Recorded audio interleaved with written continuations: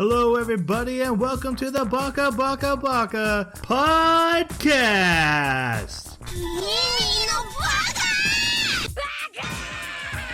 Baka. It's amazing how every time you open your mouth, you prove you're an idiot. Hello, everybody, and welcome to Baka, the anime podcast, where every 2 weeks we watch an anime and then we discuss it here on this podcast as if we're in a book club format. And today we're discussing the movie The Boy and the Heron, presumably Miyazaki's last film as of the time we recorded this. Who knows? Mm-hmm. And to do so, I need the help of my co-host. It's a brand new year for us. We're doing it full steam, full effort. So we start off with his Miyazaki hot take, the guy to my thing.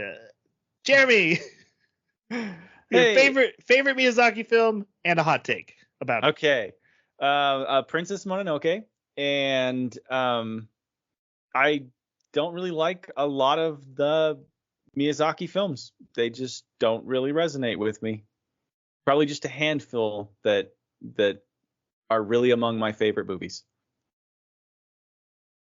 That's good. That's exactly what we're looking for. Lets people know what you're thinking, and what your review means to them. If you're a Miyazaki guy, Jeremy, not for you. If you don't like Miyazaki, listen to him. This other guy, who knows? We also have the thing to my guy. It's Jason. Yeah, it's stuff. Whenever I think Miyazaki, I always think Princess Mononoke. Probably one of my favorite anime movies of all time. At least in the top 5. But since Jeremy took it, jerk. Castle in the Sky is my second. Got to watch that during Japanese class in high school. So good times. If you're going to learn Japanese, obviously you're going to watch anime. And he does this, Studio Ghibli and Miyazaki does this thing where they multiply small, cute things, whether it be dolls or animals or whatever. I always found it creepy, especially how they spill out of small areas. It just weirds me out. Might be intended. So I buy them all. They belong in Star Wars. I think that's the issue. No, I have we put the little forest sprites and all our potted plants from that's Mononoke. Perfect, dude. Seriously, It's great. Yeah. But like when they're standing there, and like the head kind of goes, blah, blah, blah, and it's like, uh-huh. Oh yeah, no that. They go creepy. So the sprites, yeah, all of it. And my name is Troy. My favorite is Castle in the Sky. Thanks for taking it. Wasn't yours, but you stole it anyway. It's just handing it on down. Just for you, buddy. Yep. My second favorite, I'd probably go Nausicaa Valley of the Wind, only because my kids watched it like 100 times while they were growing up. I've seen that Miyazaki more than anything else. They loved Nausicaa. And Patrick Stewart was in it, and I was going to kick out of that. My hot take is that the English dubs generally of Miyazaki films are better than the subtitle versions. Guys like Patrick Stewart, Mark Hamill, Christian Bale showing up, always good. Yeah, there were some spicy take. Yeah, there were some pretty good names on the credits. I watched in subtitle, but I considered rewatching. I didn't actually do it because sub elitist. But I'll say in this one, there's a character who was like, "Oh man, Mark Hamill is killing it," and then someone else spoke. I'm like, "Oh, that's Mark Hamill. Who is this? They're doing a great job." Is it Mark Hamill doing 2 voices? No, Mark Hamill's the wizard. Robert Pattinson is the Heron, and he doesn't sound anything like Robert Pattinson. He sounds like Robert Pattinson Batman? Nope, and not a sparkly vampire either. It is the most. He sounds like a 50-year-old used car salesman with a really gravelly voice. Like he went for it, and it works. That's cool. All right. Not that the Heron speaks or anything. Yeah, no spoilers. Yeah. So before we discuss the spoilers of this movie, we're going to talk our non-spoiler take, whether we recommend it or not. We're going to start with Jason. What'd you think? In our pre-show, you mentioned something about dream logic, and I am not a big fan of contemporary pieces. I really like Miyazaki's storytelling because it usually gives me something that I can hold on to and like care about as far as the characters and a heartwarming story and message. I didn't get that here. I think there's something there. There's some moments that feel good that are like emotional like conclusions. I'm so confused at what I watched. All I can think of is like aliens. Alien Romulus. The animation is top notch. Can't compare. The voice acting was phenomenal. I believed every character. The music is great. We'll get into that. And the story itself and world building just kind of crumbled around for me. Like I couldn't. There was nothing tangible to grab onto and follow. So I had a hard time with this one. I have really mixed feelings. Yeah, I generally like a more linear story. Now, it's kind of funny because I was thinking back and we watched Sonny Boy, and I know how much you love Sonny Boy. Yep. Excuse me. And that one is by no means it has some abstract qualities to it, shall we say. Yeah, that's a good way to put it. Yes. And I really liked it. And so I kind of went into this thinking, whatever they decide to do, it can't be too weird, right? Because I know Miyazaki, because I saw Spirited Away, and I've seen a couple others, and I know that he can do some pretty crazy, weird things. But there's usually a linear story. There's usually somebody to follow, like Jason was saying. And this one just felt like it was so much more focused on the emotional tones and resonance going on here. And I don't know whether it was just that it didn't get me, or that I didn't understand it, or that it's things I don't care about very much. But whatever it was, I didn't resonate with this one. So I definitely can't recommend it, especially not as a must-see Studio Ghibli film. Of course, there's not very many of those from me. But yeah, it's fine. It's just fine. I think my takeaway is I do recommend it, as in a genius was at work and he made his most him thing ever. It's probably worth experiencing it once. I think Jason and Jeremy's opinions are completely valid on it, though. As the guy who likes the abstract, as the guy who's watched Sonny Boy and was like, anime of the year. That happened. And I stand by that. This is the second time I watched it. The first time, though, I walked away from like, what was any of that? What did any of that mean? And I've enjoyed chewing on that, but it's a tough chew. It is beautiful. It is expertly made. I walked away thinking, is it genius that I'm not understanding, or is this the Emperor's New Clothes? And then my thought was, is there a difference if coming from my own point of view? I watch it and I know that everything is symbolic and thematic and intentional by Miyazaki, and he is doing what he wants to do.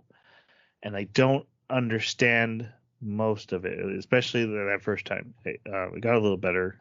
I feel better about it.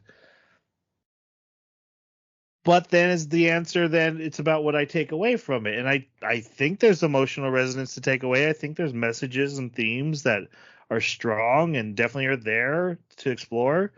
I just don't know if I like to connect with the artist's intent, and that's feels like a mile away. I will say that if you're a Miyazaki fan, if you're a Studio Ghibli fan, this is worth a watch. You won't hate your time with it. It's definitely a piece that, especially if this is his last film, worth a watch. I just don't know what it's about. Yeah. I can't.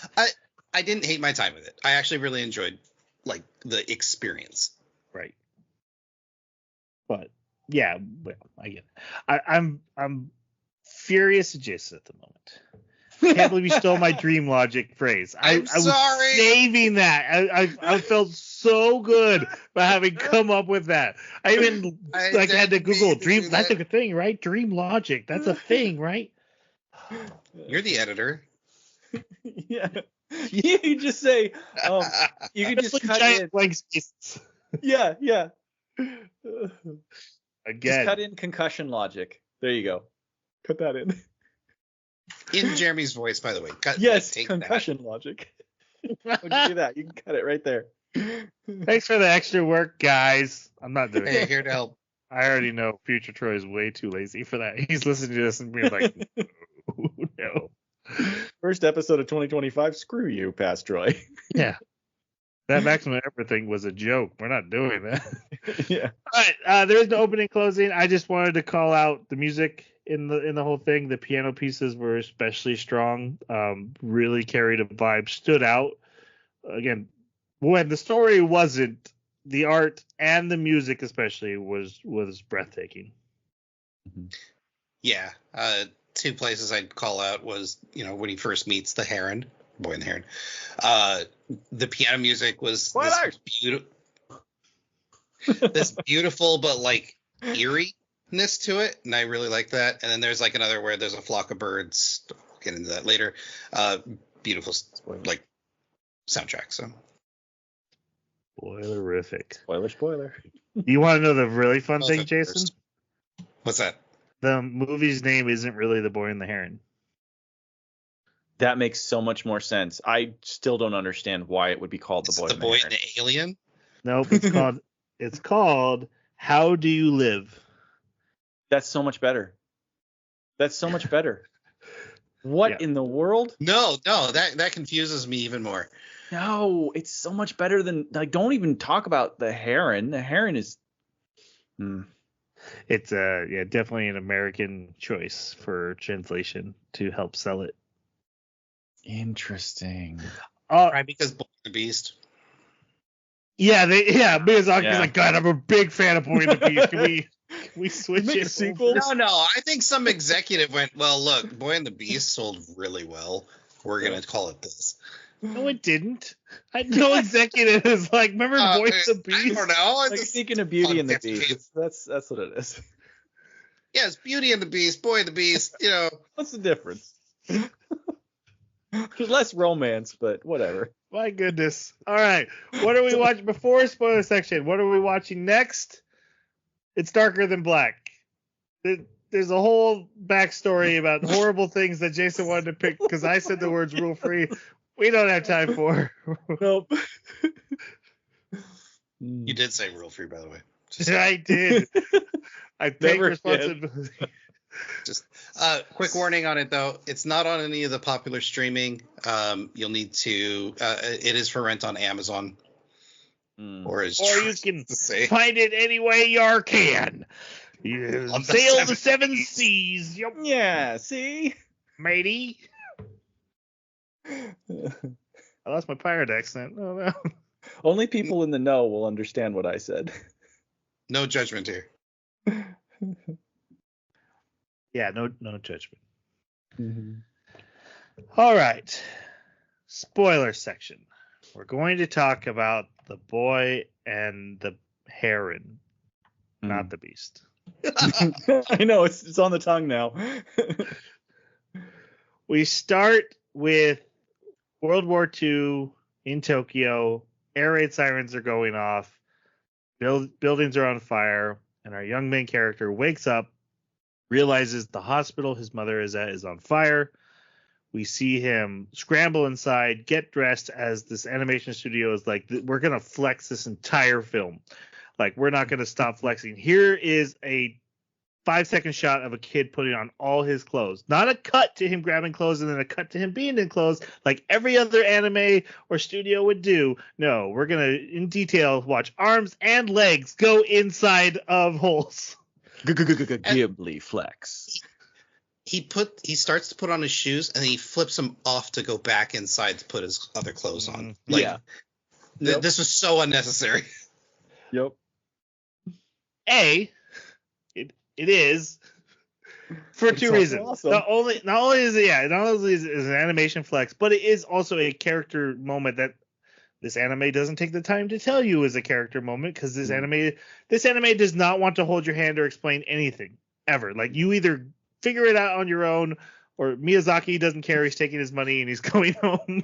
Who's this lady his dad's kissing? I mean, this character clearly, this is something he's going to think about for the rest of his life. Could he have made a difference if he didn't go back and change his clothes?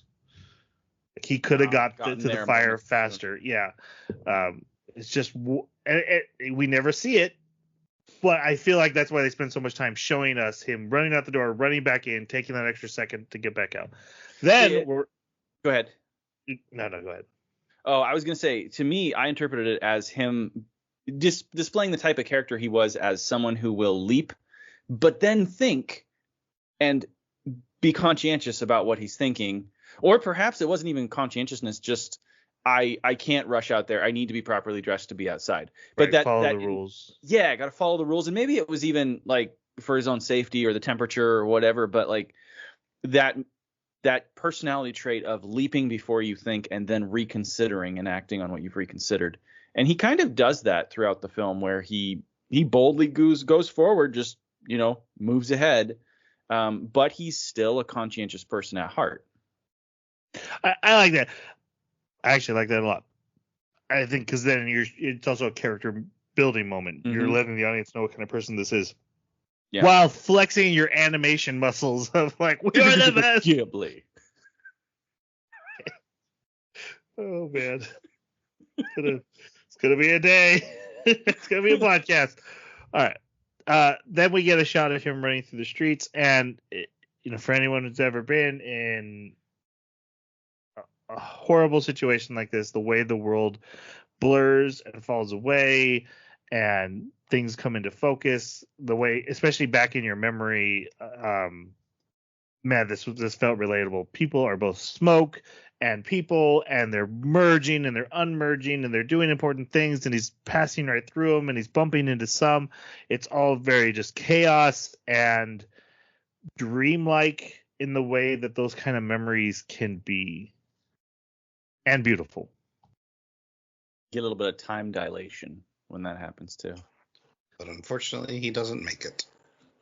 Nope. So your guys' thoughts on Mahito, our main character? For this movie? I really liked this character, and again, voice actor was a fantastic job, very believable. Mark I Hamill. also, yeah, right. Weird. Almost like I like his voice acting. Every character. Every character was Mark Hamill. All of them. Just like, never mind. I really appreciated how the choices this character made were not only mature beyond his age, but some of them were maybe a little under mature of his age. Like, there was a little bit of inconsistency as far as thought process going on, just like as Jeremy said. But that's because this is an 11-year-old kid, right? He's trying to make sense of the world. He's trying to make sense of what he's seeing. And he's also trying to make the best decision in that moment. And I think his stalwartness and his honor are in display like we don't usually see in anime. It didn't feel tropey. It felt complicated and thoughtful at the same time.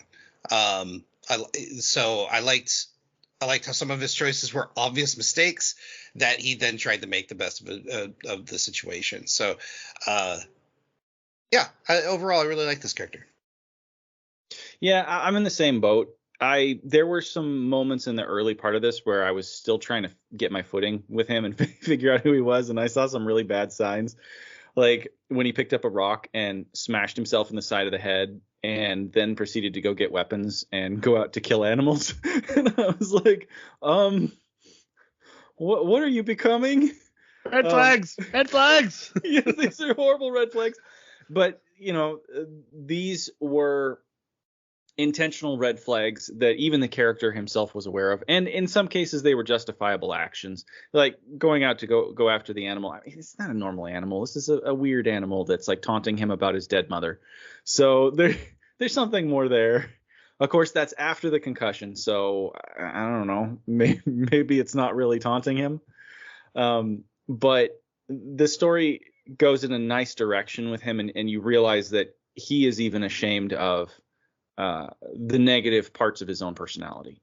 So I liked him as a character. His boldness was a little bit sometimes over the top. I kind of thought that he would be a little bit more scared or concerned or freak out a little bit from some of the things he saw, whereas he just kind of stoically and brashly, boldly moved forward.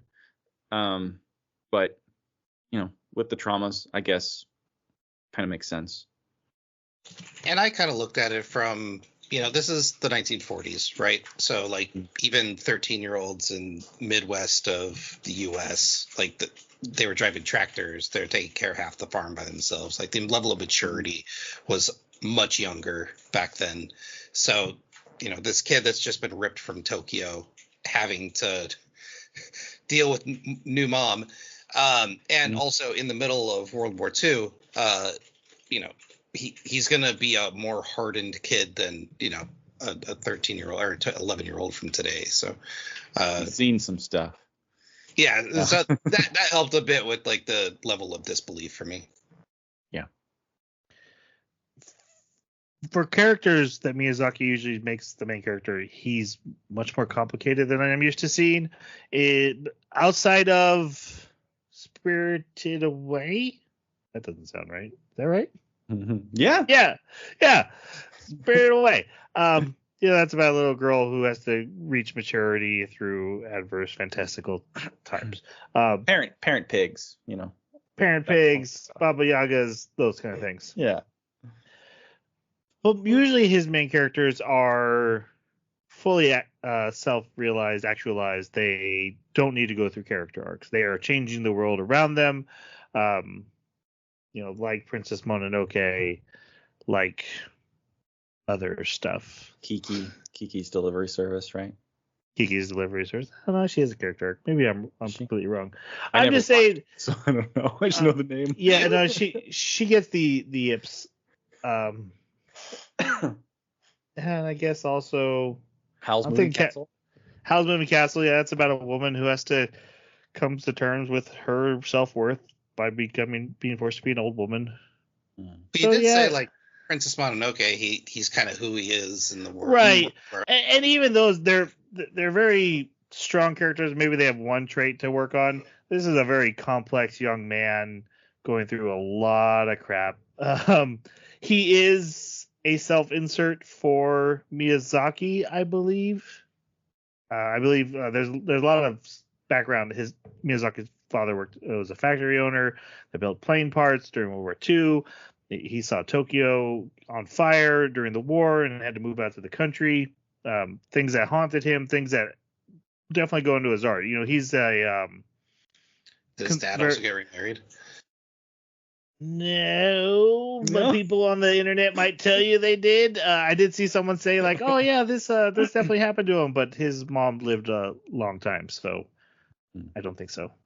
But anyway, so some of this movie is fantasy. You could say that. Hold on. What?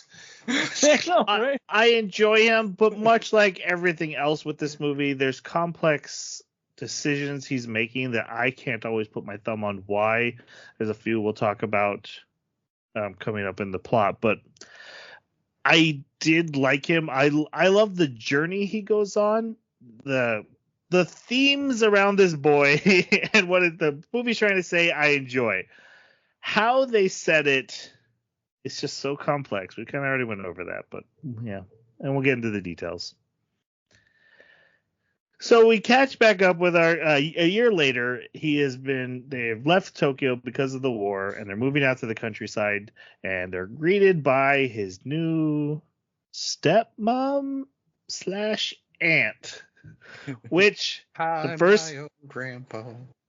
the first time I watched this, I was like, oh, look, it's his aunt. I guess they're going to live with the aunt. Okay, that makes sense. Because he said something about like, hey, your family's home.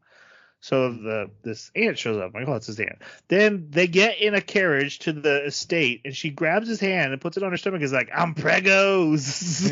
You're gonna be a big brother. And I'm like, oh, not the aunt. That'd be weird. It's just his new stepmom, who's being very forward and friendly. And then more stuff happens, and then like, oh, it's both. It was weird. Yep. Yeah, this was kind of weird because I read the My Anime List synopsis, right, which is essentially the equivalent of the back of the box for a VHS or DVD or something. And it just says that, like, in the second sentence, his father marries Natsuko, the younger sister of Mahito's mother. Yeah. So for me, I was like, well, I don't know. This works for me. Hearing you, Troy, talk about it. I'm left wondering what it would have been like if I would have picked it up, had I not known. You know. Yeah. I definitely didn't. The second time, everything made more sense. I was like, oh yeah, this all clicks, this all works. The relationship, how they're talking back and forth worked, but I was way off. It's one of those things where it's kind of weird, where it's like, why did you decide to put it on the back of the box and not in the movie? I see it as the perfect example of this film is like, I don't care if you get this. I don't care if you're understanding what I'm doing. There's no holes. It's like this relationship works the way it should be working, how these two are connecting. But it also, the movie's like, I'm not stopping to tell you. Just trust me and catch up. All right. And it does spell it out over time, but yeah, It at the beginning, you're like, what? Yeah. So your guys' thoughts on Natsuko, the stepmom? I think she was fine for the role that she was filling in the story, which I'm not 100% sure what that was. But stepmom, sister, aunt. But the problem is that she disappears like after the first 30 minutes or 40 minutes. Like, she's just gone. And then we catch up to her later, and I hate you. So we'll go over that later. I think what was confusing about this character is that she doesn't give off any obvious vibes that she is miserable with her situation, or she's tortured by her sister's death and having to take on responsibility, or any sort of animosity towards Mahito. So like, and also she just disappears. Like, I'm going to go off to give birth. I thought you were only like 4 months pregnant. Like, you do not look like a fully 9-month pregnant woman. I'm sorry. At least that's the way she's animated. And if she is, that brings other questions, because it's only been a year since they moved out here from Tokyo from mom dying. So kind of, anyways, other questions. Quick move from dad. Right. And also, that's the other thing. The story doesn't give like a definitive vibe on dad either. Like, is dad a bad person morally, or is he just trying to do the best for his kid, or is this extraordinary circumstances because of the war and he's had to make some tough choices? It's not fully explored, and I think that's one of the problems I have with this anime in total. What you were talking about, Troy, we're not going to stop to explain it to you. Well, there's been a lot of stories that we've seen where the story is shown, not told, and where it's great. I didn't get that here, and it felt very much like playing when I was 11 years old, and then this happened, and then this happened, and then this was really cool, and this happened. And that doesn't work for me, but sorry, I'm kind of going off on a big tangent off this character. But as far as her role for what she did, I think it was fine. And that was Natsuko. I'm in very, very similar, have very similar thoughts about this character. She does not give the vibes off that I would expect her to be so angry with the boy Now, anxious, yes, definitely. And I can see a lot of potential subtext. Maybe she's got some subconscious issues like resentment, jealousy, of attention, or or even just the responsibility that's been thrust upon her by the boy showing up in her life. I can understand like siblings taking over the role of a deceased family member, right? Typically, historically, that's actually fairly common. Right. Excuse me. But right. Keep the wealth in the same family, all that kind of stuff, because that's just how marriages work. Exactly. And there's also the aspect of both the father and this new wife had a relationship with the deceased, and so they can actually share that, and they both miss her. So there's less opportunity in some ways for jealousy, but more opportunity in other ways because siblings are naturally competitive. So it's such an interesting but odd, at least from my perspective, scenario, to where there's so many things to be juggled that there's a lot of different reasons why she could have this sort of subconscious reaction. But like you said, that's not really the concern of the show. It doesn't really care about explaining these background characters. They're supporting cast for the main character, and they just, I kind of wonder if you didn't nail it right there with the idea that the perspective is perhaps from the 11-year-old kid. And so there are a lot of questions that just go unanswered because they weren't answered for him. I kind of like that, but I kind of don't at the same time, because I want a little bit of concrete resolution in the end to know, like, oh, okay, this is what they were thinking, but it's not there. I think that's part of it, is it's from his point of view. I think the relationship, the first time I spent so much time trying to figure out, and we get to that scene where she's like, I hate you. And I was just like, what? Why? Why? Then watching it the second time, now here's the thing. It made sense, but I don't know if it made sense because I knew it was coming. And so I was using that to fill in blanks that were just blank. Or, oh, no, there were context clues, and now I get it, which I still don't fully get it. But I definitely felt better but the second time I watched it about the I hate you. I feel there's definitely stuff going on. The biggest takeaway I got this time was when he sees her, he says she looks just like mom. And then a few scenes later, we get the old ladies looking at him saying he looks just like his mom. And I think that's telling us that they look at the stepmom and him look at each other and see the deceased and the pain that causes them. And I think that's in there. I think there's also she has a lot of, hey, not only am I taking the role of my sister, but now I have to do it for my sister, but I feel guilty about that. I just wanted to start this family. This is what I'm expected to do. Even though the relationship with the dad seems very loving and caring. Matter of fact, this movie in no way is like, this is a bad, dark thing they've done. Even the mom gives her blessing in a way through the plot. So sure, that like you said, it's just the time. So I am not going to sit here and stand on my modern day judgment chair. Soapbox. That's not a thing. Soapbox. Thank you. Yes. Where did people judge from? Soapboxes everywhere. I don't know. High horses? High horse, I think, would have been a good one, too. A good one. Yep. All right. What are horses, anyways? 2025. Rocking strong. How's ketchup made?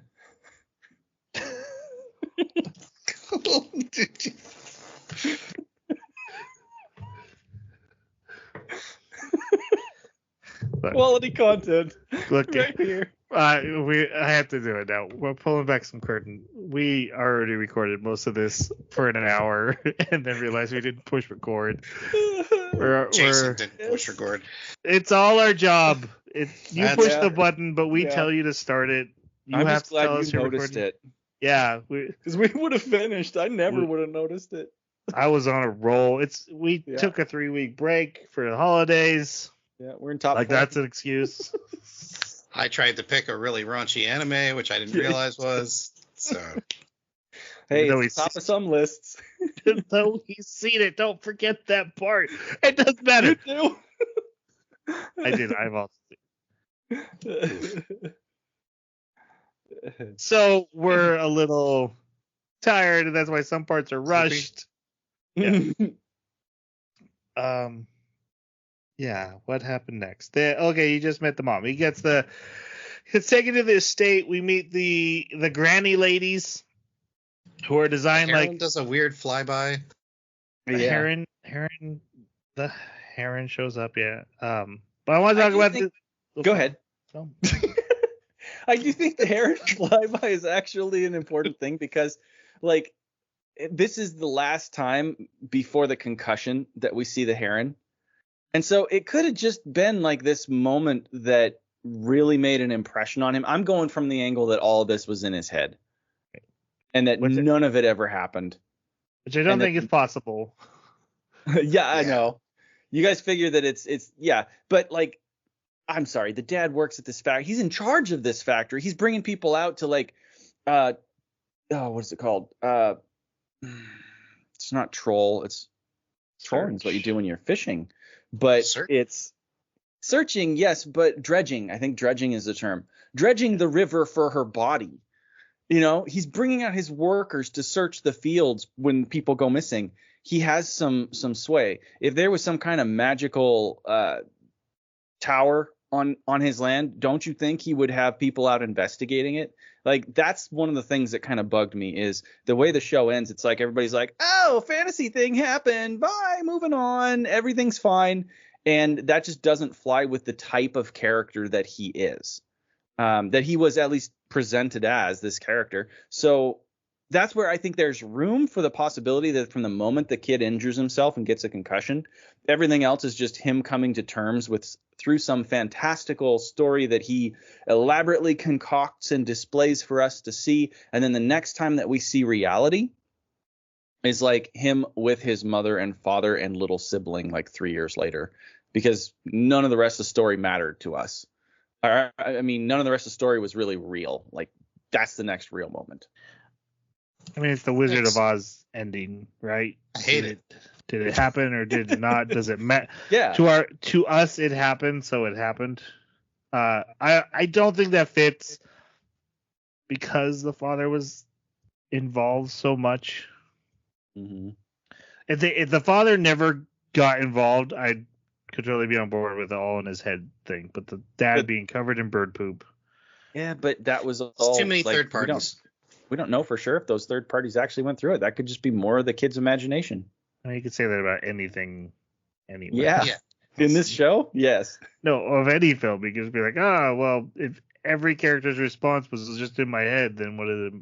If the show starts with someone giving themselves a concussion, then I think it's a legit possibility. If we didn't hit record, did it really happen? You wish. Also, this only recently became the father's property. This was the mom's estate. Her so he doesn't estate. Understand the history behind it. Right. Well, yeah, the but I mean, tower is just an old dilapidated building. Quote, my son turned into a parakeet. I'm sorry, but if something like that happens, he's going to be investigating the tower.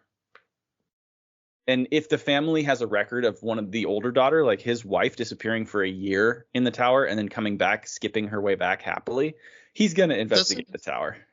Doesn't he only learn about the tower at the end? That's why he goes marching. And literally between the time when he investigates the tower the first time himself and the end of the movie, he's still covered in bird poop. Like, not much time has passed for him. What are you talking about? You talking about when the kids are there? Or are you talking? Oh, you're talking about the end of that storyline, right? So it jumps forward 3 years. Right. Yeah. Right. So he's told, hey, his son and his wife is missing. He's told about the tower. He goes off to investigate it. He sees his son. He gets covered in bird poop, and then we jump to the end of the movie. And I just say the reason he hasn't done anything in exploring the tower yet is he's still covered in bird poop. Like, no time has passed. Oh, I'm talking about after all that. I'm talking about like. This would be explored and what tower? There is no tower. Oh, it collapsed, crumbled. but there's ruins. I'm sure that he would be like ripping that apart and digging into it. And you could say, well, the show didn't show it because it's after the fact. It's not going to show. Well, that's about as spurious as my claim. I don't think he's going to find anything except for a tower. Well, sure. Old building. Yeah. But that doesn't mean he wouldn't look, because there's way too much fantastical stuff happening. Sure, but what's he going to find in there? He's also going to Books forget. and rubble. Because the movie says everyone forgot. Except for... Well, I was assuming that meant only the people that like went through things in the tower. Like they forgot when they left the tower. I didn't anticipate that meaning everybody. Yes, you're right. Like he's not going to forget the story who was told about the tower, right? Exactly. Because other people knew that the girl was gone for a year.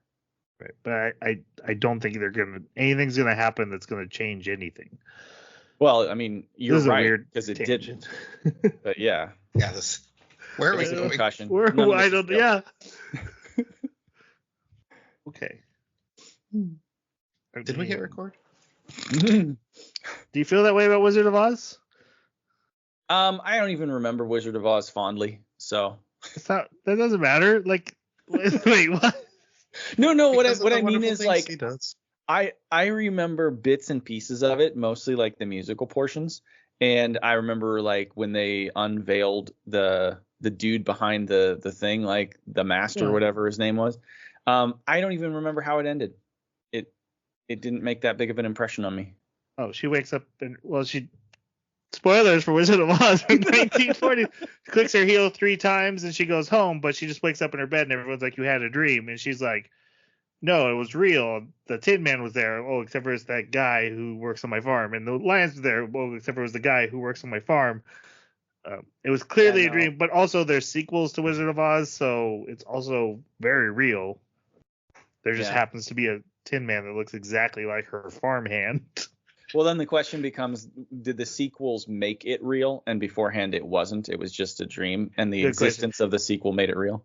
And the movies and the books are all different versions, so maybe in that version, that was my question. Like, the original movie, it's presented weird. I just realized I don't care. It was a dream. Was a dream. I win. That's funny.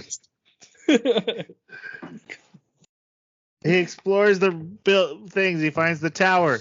He learns about his great granduncle, a guy who went crazy because he read books. One of those. Don't do that. I did like how they presented him as, like, you always hear that old adage, there's like fine line between genius and insanity, and he's just like, oh, I'm stepping right over that. He like grew his hair out into points, like he's from Dragon Ball Z or something. Yeah. Then he goes to school. He's bullied because he's the rich kid of the school, and he gets in a fight. Then on the way home, he bludgeons himself in the head with a rock, so he's bleeding profusely, like the most liquid you've seen in a Miyazaki film coming out of his head. Which kind of makes sense for a head wound. Like, head wound, yeah, bleed heavily. Especially as severe as he made. Like, he required stitches, it looked like. So our second Batman or I guess this is the first Batman of the movie because the other one hasn't spoken yet, is the dad, Christian Bale. And he's like, "We're going to get revenge. Tell me who did this. We'll get him, son." And where is he?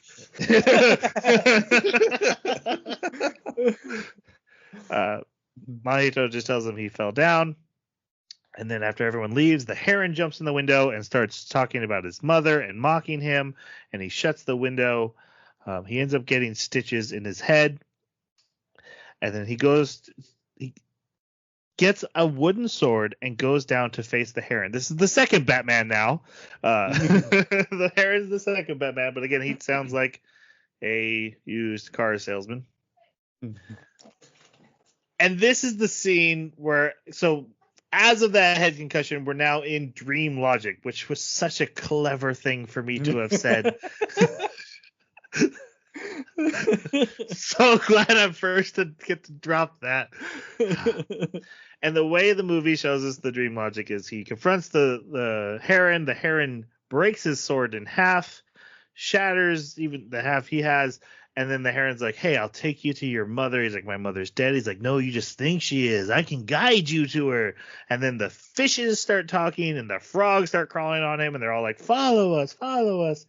And then his stepmom aunt runs out, fires a giant arrow at them. All the animals disperse.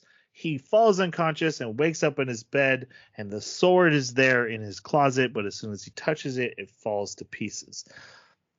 That's... I didn't get this the first time. But the second time, I was like, oh, this is the movie saying A to B no longer connects. Okay? What happens that seems unreal is as real as the real stuff that didn't happen. So that's not how I interpreted it. I saw it as he got a concussion, and then he had a bunch of dreams about going outside, and he had a dream about her shooting the arrow, and then woke up in his bed, because the way that it ends is he falls into the water after the animals get off of him. He like collapses unconscious into the water and sinks into the water, and then just resurfaces, and the water slowly disappears under the bed. Like he was always in the bed, never left the bed from the moment that he had his stitches. And no, it's not clear. It's like one possible interpretation, but that's what I thought of it. Was like, oh, okay, so that was a fever dream. Right. But that affected the real world because his sword, which isn't broken until he touches it, and then it is broken. Scoops it up with her. She sweeps it up. She sweeps up the pieces of it. So such weird things happening lately. But that's what I'm saying with the dream logic. Like, yeah, that didn't happen, but also it totally did. It both wasn't real and had real world effects. Yeah, that's such a great point. You know, the dream logic. It's so clever. Never heard of that before. I had to Google it. This is a thing. I remember hearing this. This is a thing, right? You still Google? You don't GPT it? Nope.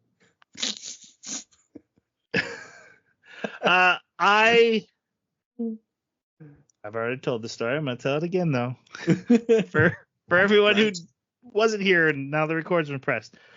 When I was a kid, there was a movie, Little Nemo Adventures in Slumberland.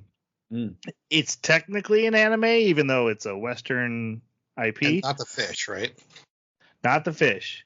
It was about a little boy who goes to Dreamland and hangs out with the princess, and he has to fight the darkness. And it was just very anime-ish and very dream logic-y, because every time like a battle would go wrong or he'd lose or whatever, he'd wake up from the dream. But then he'd have to find a way to travel back to Slumberland by making his bed walk across the city or fly. But then again, he would wake up, and it happens like 3 or 4 times. He wakes up back in his bed and has to find a way to travel to Slumberland. And it doesn't make any sense in an A to B logical sense. And it was dream logic. And I remember watching it as a kid and being like, that's exactly how it feels in my dreams. When I do stuff, you're in one place and then you're not in that place, but it doesn't feel disconnected when you're dreaming. This is a choice of the storytelling to make us, the audience, feel like everything has become surreal.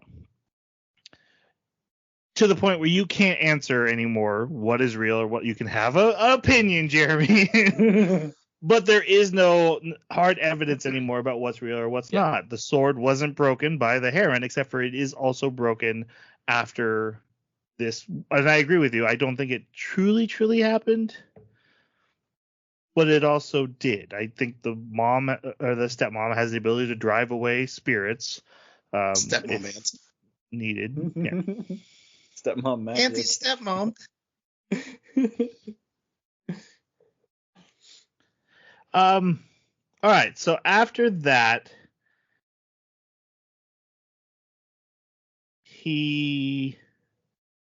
where am I? Okay, this is about where we started recording. So you're gonna get some new content here. Hey. Oh, he keeps getting asked to go visit his stepmom. I think this was important and kind of, you said Natsuko wasn't really important. I think this is important. Everyone's like, hey, your stepmom's feeling sick from the pregnancy. but she really wants you to come see her. And he doesn't go to like the second or third time he's asked. And even when he goes, he's like, hey, I'm here. Okay, bye. And she's there like, I haven't taken care of you good enough. I'm feeling my sister. And he's just like, yeah, whatever, I'm going. And he walks back out. He steals a pack of cigarettes, which is only 2, but he uses it to trade for stuff to make a homemade bow and arrow. And he ends up having to use the heron's feathers that he finds to make the feathers of the arrow. I love that. What's the name of the older gal that keeps asking for tobacco? Kiriko. Kiriko is in the show notes. Okay. That we always look at. I need to pull them up because you didn't tell us that they were done. I put them in the chat. What chat? I don't know. Don't we have a chat? There's a chat. Oh, I never look in this chat. Yeah, me neither. Okay. Anyways, I really like this character for one, but for two, she like throughout meeting her and like through this exchange, she's always asking for tobacco because apparently, World War II. Imports are having a problem, obviously, and resources are going towards the war effort. Tobacco's hard to find, and so when she hears that he stole a couple cigarettes, she's like, "What can I do for you to get them?" I can get you a bow. You want a professional bow? I can get you a bow. You can borrow it. After making the bow, he's confronted by the Heron again. Pulls out a knife. But eventually sees his stepmom wandering into woods, which Jason takes great offense to.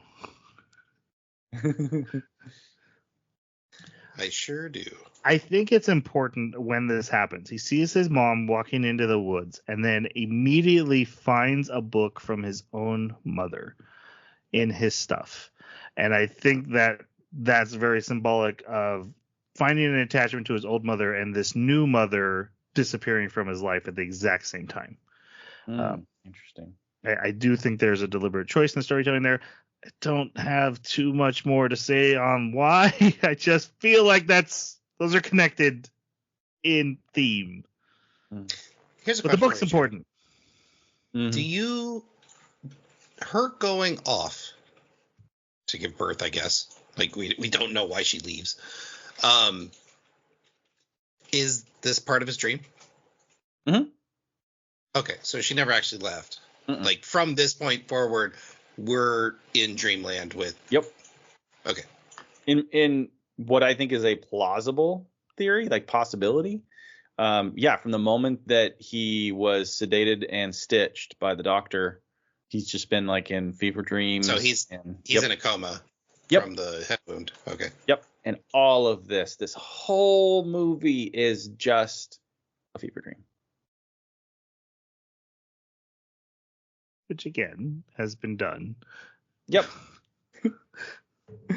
I don't agree, but it doesn't change anything anyway. Yeah, you can't prove me wrong. No, I cannot.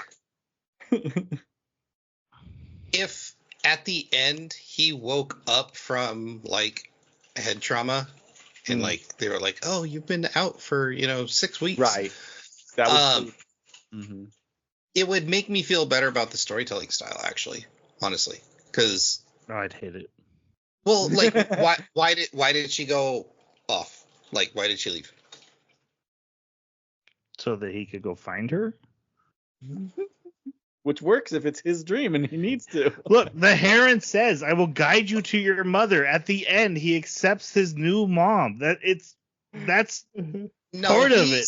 Okay, hold on. No. You don't get to play switcheroo with what he said.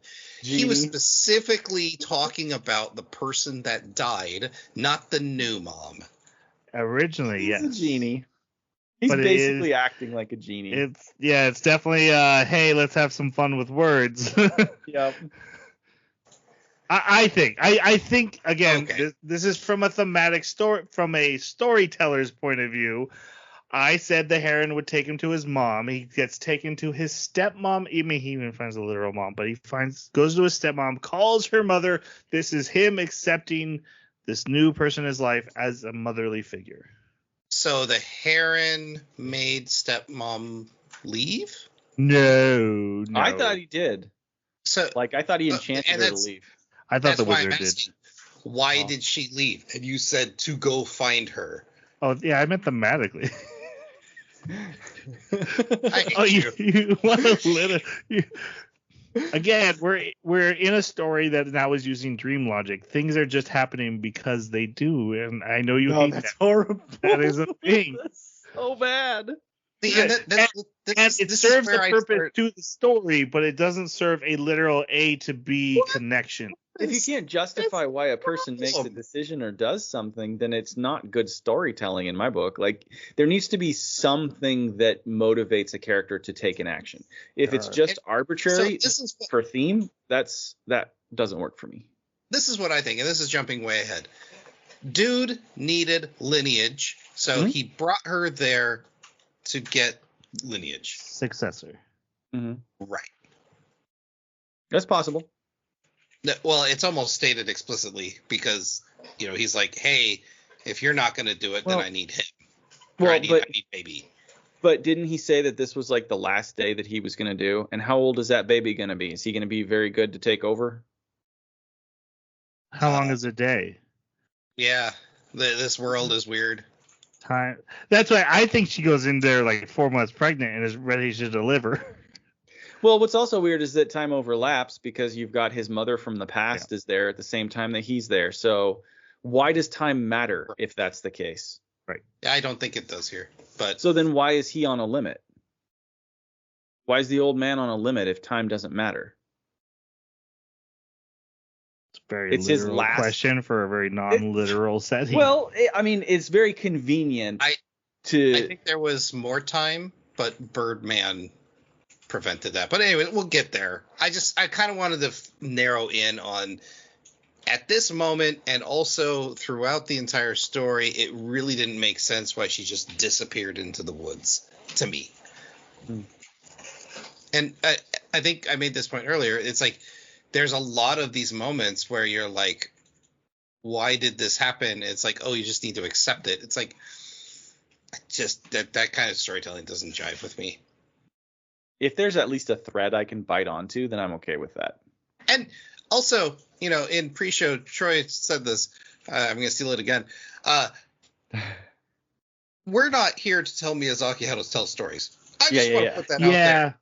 We left it out in the recording. Yeah, we recognize that this is a genius, famous, iconic, legendary director, and we are three schmucks who are like, learn how to tell a story, man. That is not what this is. It is very much just about how this piece of art connects with us individually. That's all a review can ever be, anyway. Right. And so, yeah, just kind of give me my feelings. And like Troy said, I don't like contemporary. This is very much that. And, what is art at the end of the day? And my biggest question coming into the night is, what does an audience deserve? Like, what is an audience owed by the storyteller? Does every character's decisions have to be, or is it just emotional resonance? Can it just be, hey, I the storyteller, am sending her into the woods because I need Mojito to make the decision to find her? I think that's a situation where it depends entirely on the demographic you're targeting. Yeah. If you're telling a story for that. people, well, if you're telling a story for people who actually enjoy themes and emotion more than logical, literal storytelling and having deep motivations for everything that are clearly presented, then do that. That's great. They're going to love it. If you're not, and you're targeting a different group, then you need to present a different bit of information, and you can't target everybody at once. And this is where it comes to world building, right? So, like, fantastical elements don't have to make sense in the real world in your story.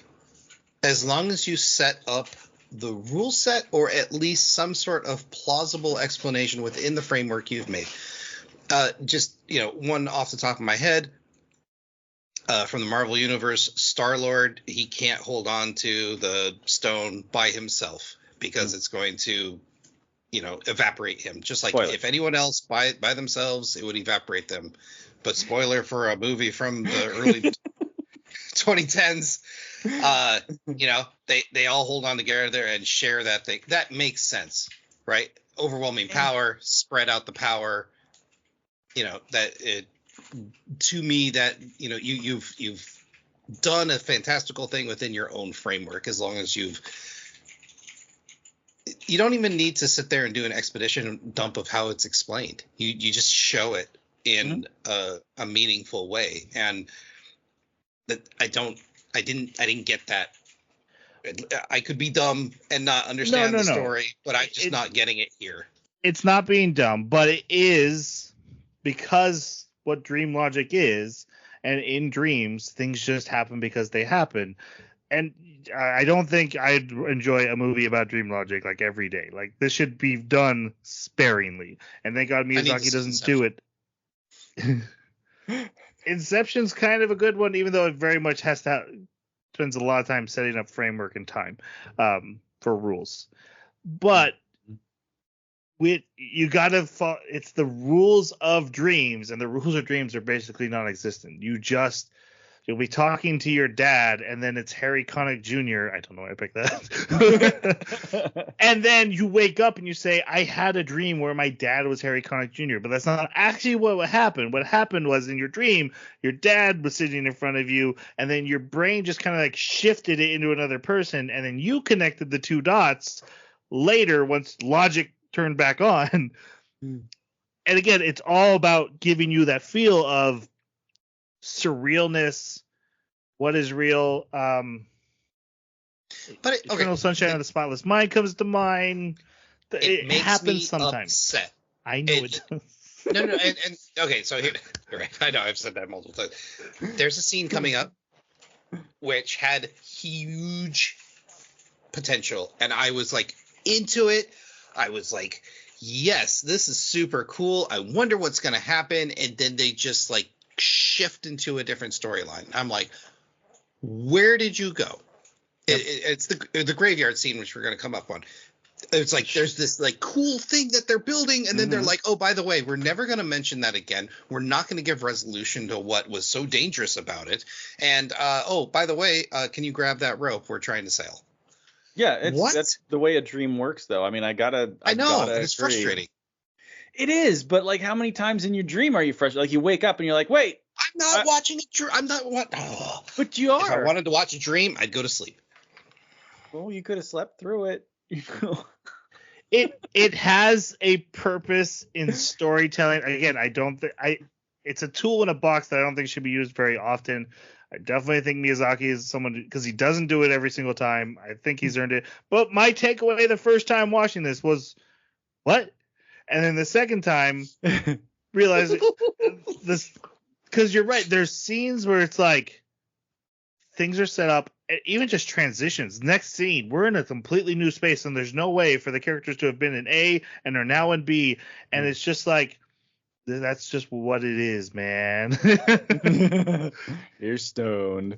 And when because we always talk about, you have to follow your own internal logic rules that you set up.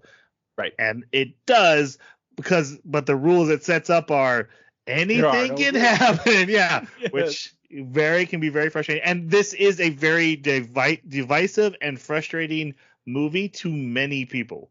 That you guys are not in the minority here on this one. A lot of people watch this and they're like, I don't get it. It felt like nothing mattered. Disjointed. And it's not, I don't think it's well, you just didn't get it, man. Like, it's not that. I do think there's something missing in the storytelling here, but I think, again, it's Miyazaki being like, this isn't for you. I'm making this for me. Right. You're welcome to peek inside and take a look, but I know Miyazaki knows what's in that grave that you're talking about. We never will. Yeah. I have two things I want to add real quick to this. And one of them is, if you really want to see what a dream looks like, just go watch any of the AI Gordon Ramsay videos on YouTube, because that is a dream. Like, they are horrifying dreams. They're so good.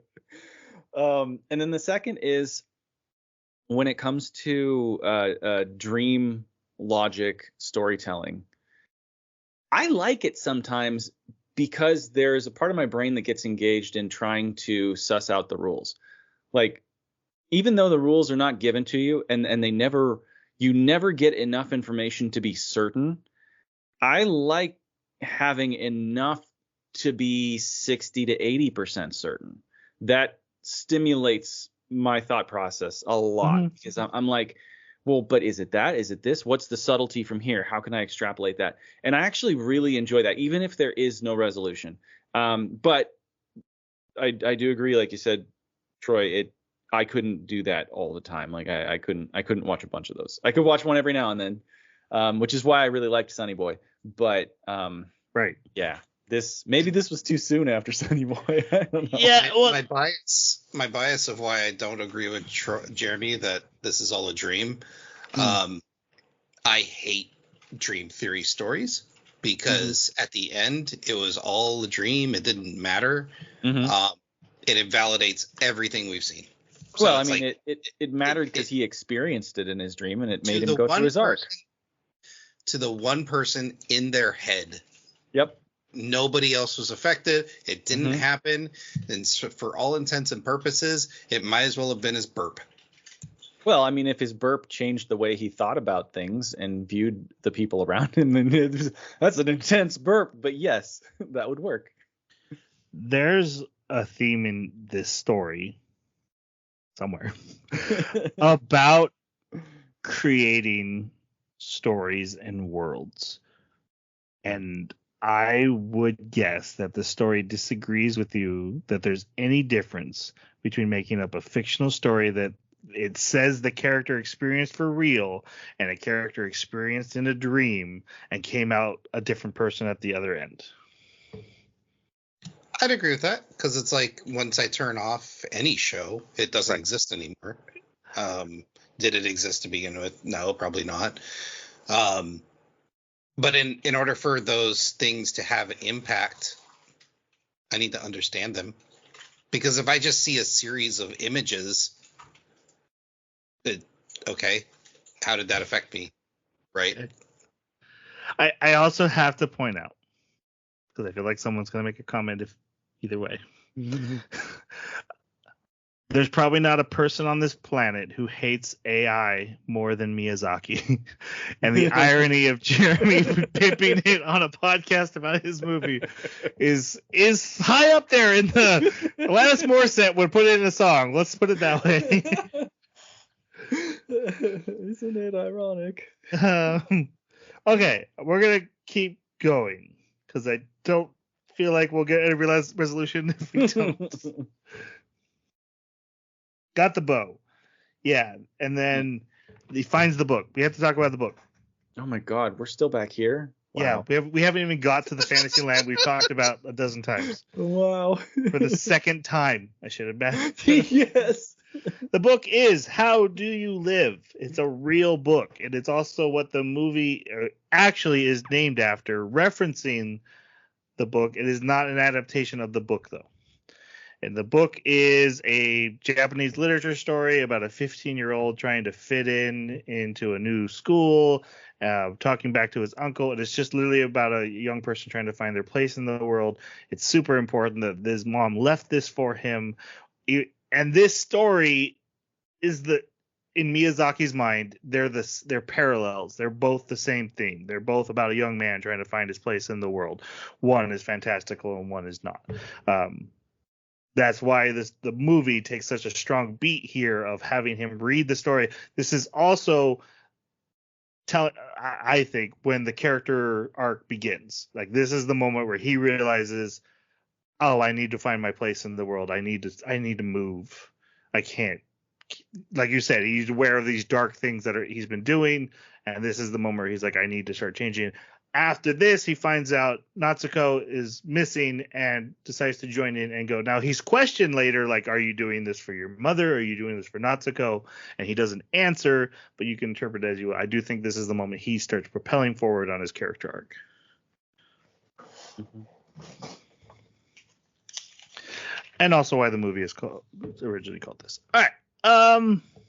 And the book's not called and Not Allowed Another World. Yeah, it is kind of ironic that two Japanese literatures came up into two anime back to back. Right. Okay, that does happen to us.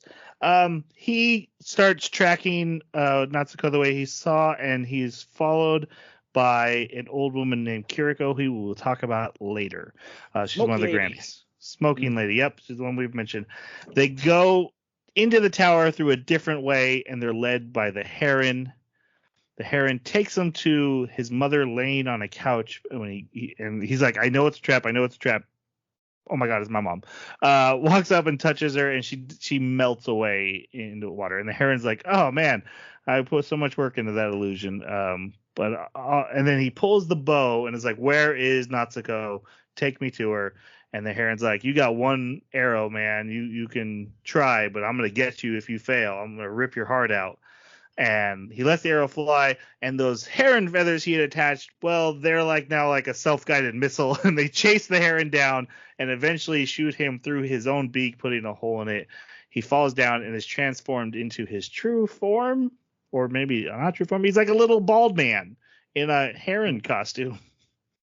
Literally comes out of the mouth. It's I think the character design is awesome. Yeah. What's interesting I did find is his hesitation to shoot him, for one. But two, that when he was still making his decision on whether he was going to let the arrow fly or not, the arrow started to shake and propel itself. I don't think he actually fired it. You might be right. Jeremy, did you have something? No, I thought this scene was really interesting. But I don't really have anything else to contribute there. I really liked how the mother melted away.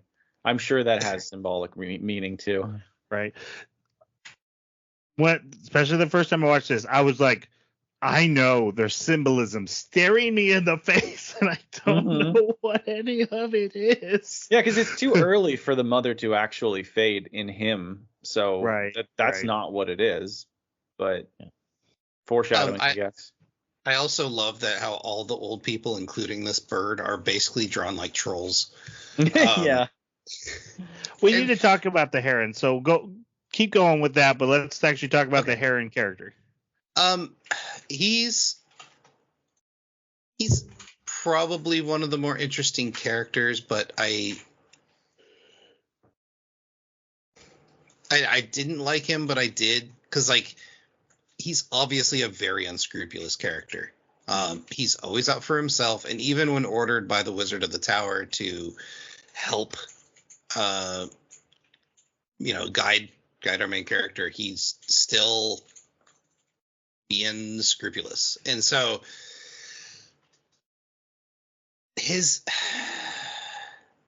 the way he interacts and the way he's drawn, I didn't like. It rubbed me the wrong way. But he seemed villainous. He did, but he also stuck with it till the end. I mean, he was a stalwart companion to, if all said and done. So till at the end where he's like, "Oh, you called me a friend?" Oh. Right. So, yeah, I have mixed feelings about this character. Yeah, I'm right there as well. The character design, especially when he converts back into a heron and the heron swallows his head, that is awesome. That is really cool to see. The way that he behaved, and all this time I was, under the impression that the boy and the heron was also the Japanese name of it, because, I don't speak it. So, and I didn't do my research. And so I kept wondering, why is it called The Boy and the Heron? The heron is not really that important. He's just there as a catalyst. He facilitates things. He doesn't deserve to be in the title. That makes it seem like it's about him. So it was really bugging me because of that, more than anything else. But I'm right there with you that he was both a sabotaging and assisting at the same time. And you never know whether he means anything he says, whether he's actually going to help you and get you out of a tight spot, whether he's going to show up unexpectedly. And that kind of creates a sort of unreliable, unexpected. Is he just there because it's a convenient solution to a problem when he saves you from something that he didn't tell you he was going to save you from? Or is that because the wizard said you have to get him here, and so in the end he will come through because he's required to by whatever enchantment exists on him that the wizard's invoking? But I also really wanted to know, like, where did he come from? What's his story? Is he from one of the other doors? Is he from another world? Is he a fabrication of the wizard? Is he his own entity? Like, what is going on here? I have so many questions, and obviously none of them get answered because it's not the goal of the show to build the world that deeply. So yeah, he just seemed, I don't know. I have very mixed feelings about him. I probably don't like him a little bit more than I like him. Well, he's my favorite character in the whole thing. I think he's the most interesting. Oh, that's too bad. He breaks expectations. Like, okay, he's this long, sleek, majestic Heron, and he turns into this short, chubby little bald man who talks like this, and I can get you there. He's I think he's fascinating. I love the scene where he's like, I'm betraying you. Actually, could you help me just a little bit more? Yeah. That was so good.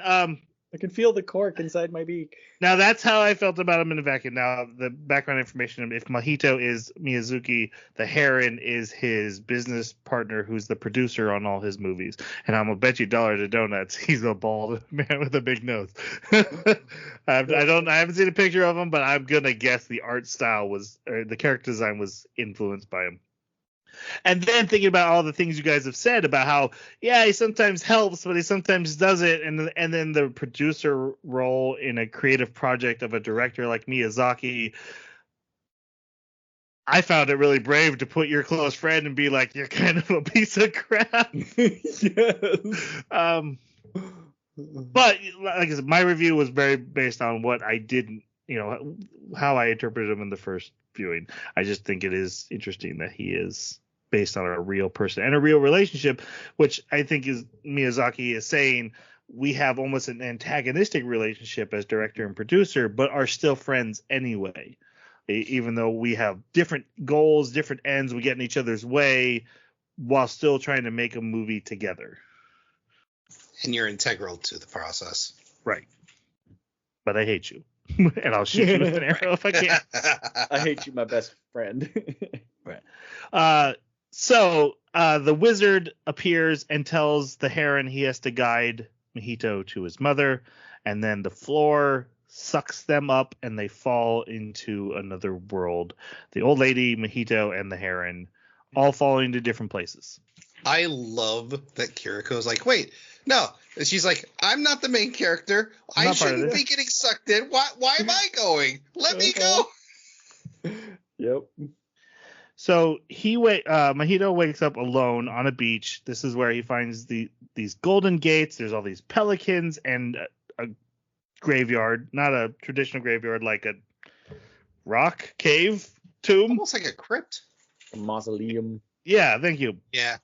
And the pelicans shove him through the gate, breaking it open, and this young woman, fisher person, sails her boat in and saves him with her fire stick, and then scolds him for having the gate open, makes a fire seal around them, says, okay, we're safe from the spirits, and then they go and jump on her boat and leave. She's like, do not turn your back to it. Yeah. Like, it was this tense, scary moment that was like, okay, you're in this situation now. You don't know why this is so dangerous. Do not turn your back to this. We're going to back up. And then it's just dropped. Mm-hmm. Symbolism. I was so upset. I know this means something. When you say that, all I can think about is somebody piling mashed potatoes into a. This means something. This is important. Okay. But we do need to talk about Kiriko now, because I skipped her when she was an old lady. This is the same old lady. This is one I did figure out, only because the shirt's the same. Yeah. Right. I love this character. When she's old and when she's young. She's brash. She's no nonsense, but she has a heart. and she's almost a pirate. Yeah. Like, she's just like He's a Robin Hood of the seas. right, and she's half out for herself, but in reality, she's just making sure everyone's taken care of.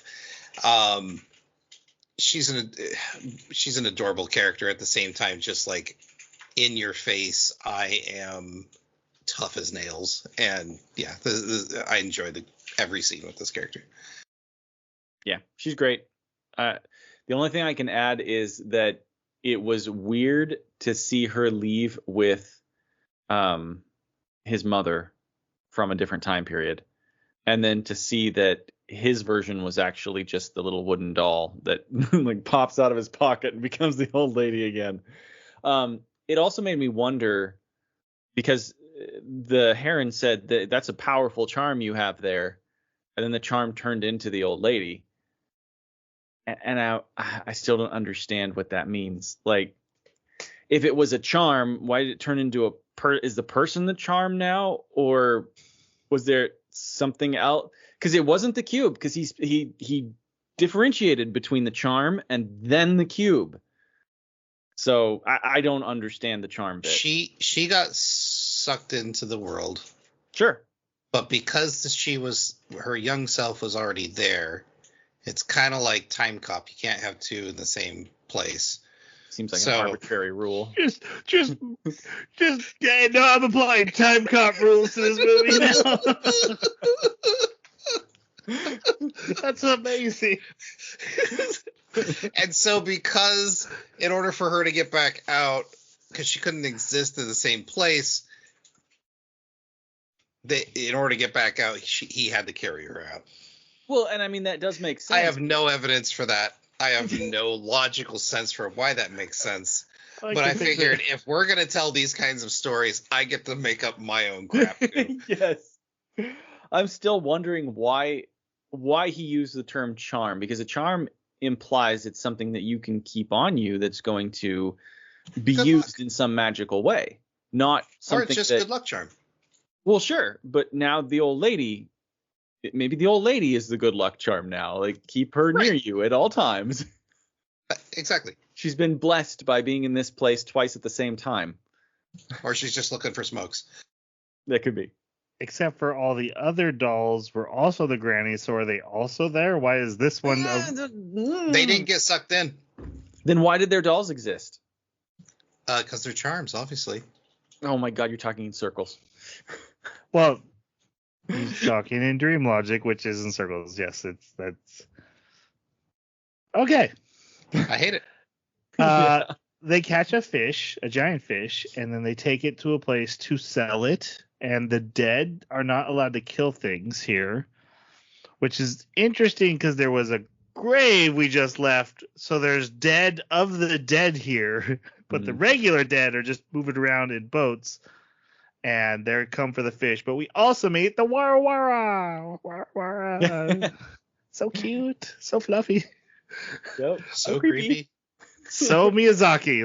Like, oh, yep, there they are. I was waiting for Miyazaki to do it. There they are. Yep. It was funny because we were watching it and Tanya's sitting on the couch and she goes, "Oh, no. No, don't. No. No." It just starts spilling out of the windows. Yes. Who would be upset about seeing the Wara Wara? They're amazing. Oh, no, she didn't like it. I was upset. I bought Wara Wara dolls for my daughter for Christmas. All right, that's true though. He has to help carve the fish, and then he passes out again because the guts explode all over him. He's in a coma. Wakes up surrounded by the grannies in doll form. Wait, he fell asleep in his dream? So is he like in the third level now? No, he's just flipping between. Like, when he falls asleep in the dream, that's him waking up for a moment and then going back to sleep. Yeah. Have you seen Time Cop, Jason? I'm not crazy for that. he goes outside and the Wara start flying, and she explains to him this hardly ever happens, but this is new souls going to be born in the real world. And then the pelicans show up and they start eating them. And then a young girl with fire powers shows up and starts setting. Oh, who could this be? She's in the wrong anime. Starts setting everyone on fire, including the Wara, but it drives off the pelicans, and she's officially saved the Wara. Then that night, one of the injured pelicans is laying outside, and he goes to attack it, and it actually asks him to kill him and put him out of its misery. This is Green Goblin. Oh, that's William Dafoe. William Dafoe, yeah, voices this. That's great. Which again, I also thought must be the Heron. I knew Robert Pattinson was, but you hear the voice, you're like, that's not really Robert Pattinson. They messed up.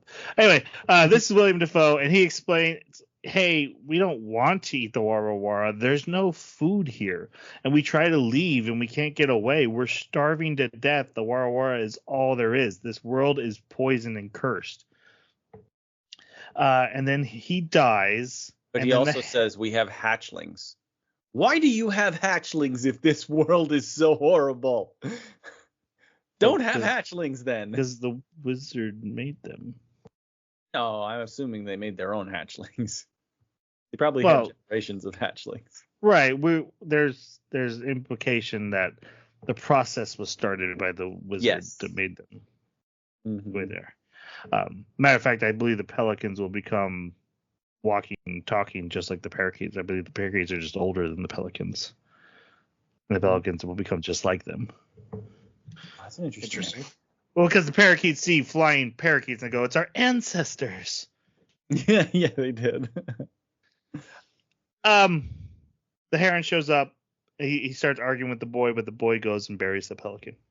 And then him and the Heron argue and bicker, have some buddy cop comedy stuff going on until Kiriko tells him, okay, you two need to work together. So they set off. Then we get the scene of filling in the hole so that Heron can transform back into his bird form. Again, it was very funny, especially once he gets done. The bird's like, I'm not your friend. I got you. I'm just going to fly. Oh, it's still a little rough. Could you help me? And so he does help him. They travel till they reach the home of a blacksmith, and it's full of parakeets. And we got to talk about these great parakeets because they look like they're straight out of Sesame Street, but they're all holding murder weapons. They're amazing. They've gone full cannibal. They eat anything. Mm-hmm. And they're scary. They actually, like, I remember the first time watching, like, that's really creepy. But they have these big googly eyes. Yep. I think, and this was one of the really well done portions of Show Don't Tell. I got the sense that there's these parakeets have been here for a long time. There's now a society of them, obviously. They're being ruled by a particular ruler, and they have their own means to an end that is to continue this world because this is where they have power. I like the parakeets. They were a great antagonist. Mm-hmm. Now, they're weird because they kind of display how this world is so broken and in some ways almost malevolent, because they did eat the butcher, and the blacksmith, sorry. And there are other like bones and skeletons hanging from manacles and such in dungeons. When the parakeets are sharp, like there's a parakeet that's sharpening his knife and he's like giving the boy the eye. It's like they take great joy in the evil that they do.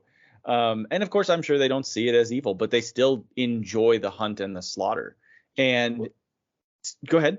I was gonna say, even when they're preparing to eat the boy, they have a bounty of food. It's not like they're starving to death. They have like all these vegetables and breads they're pulling out, and it's like, no, they just love killing something for meat. Yes. Yeah. And so it makes me wonder, like, this is what the old man created. the pelicans, like, whereas when you had the water or whatever they're called, like, I was getting afterlife impressions, right? Like reincarnation impressions. She even said they're going to go back and be born again, right? So I thought maybe this was a place that already existed that perpetuated the cycle of reincarnation. Whereas the parakeets don't really seem to have anything to do with that whatsoever. They seem to be like a medieval society in another portion of this weird tower. And then finding out what we find out from the old man about how he's basically like constructing reality in here. He's doing a piss poor job of it, is all I can say. I had the feeling this world did exist, as you said, and that the wizard is building on top of it his new stuff, and it's ruining it. Like, there was already an afterlife reincarnation world here, and then he's like, you know what this world needs? Parakeets. Pelicans. I disagree with that, but we'll get into it later when we get to that point. Do the parakeets represent the fans, and they're ravenously wanting to devour Miyazaki's work?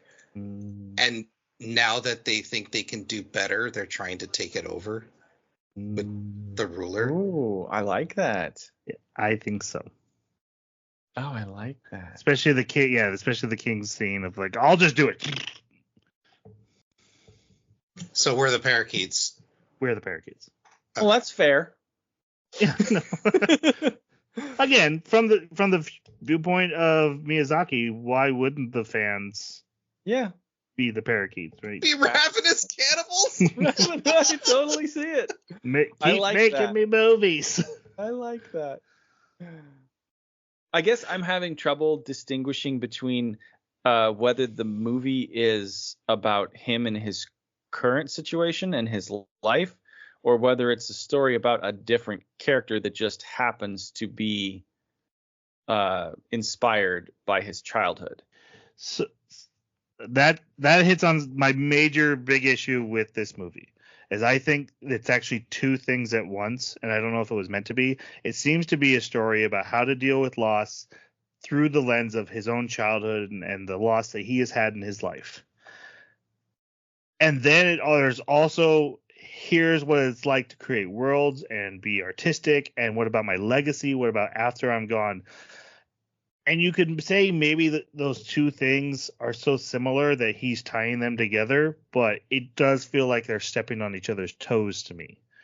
Mm-hmm. But I think he's trying to do both in this movie. I think it's supposed to be about his legacy, about what he's created, what happens to it afterwards, who should take it up, should anyone take it up, and also, you know, he's getting older, he's had close friends die, his mom died.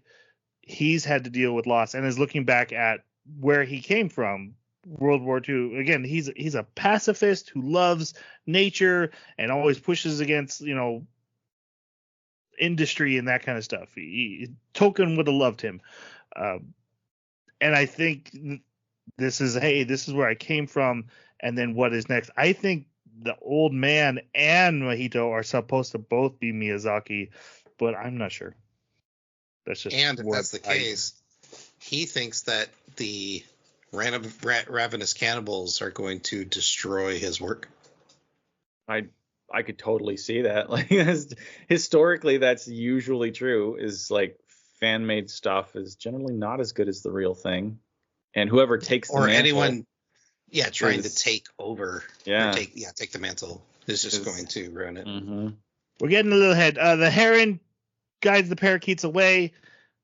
Mahito goes inside the blacksmith house. He gets caught by the parakeets anyway, and he is saved by the little fire girl. I really like this scene because the parakeet's like, "What's up?" And he's like, "Why don't you come in? We're having lunch." Leads into a banquet table. Eyeing him. There's like 100 of them in this tiny room. And they're like passively aggressively like kind of pushing him along. They'll like touch his shoulder for a second and guide him and like, let's go. As they're holding plates. Got a knife. Or a knife. Or a cleaver.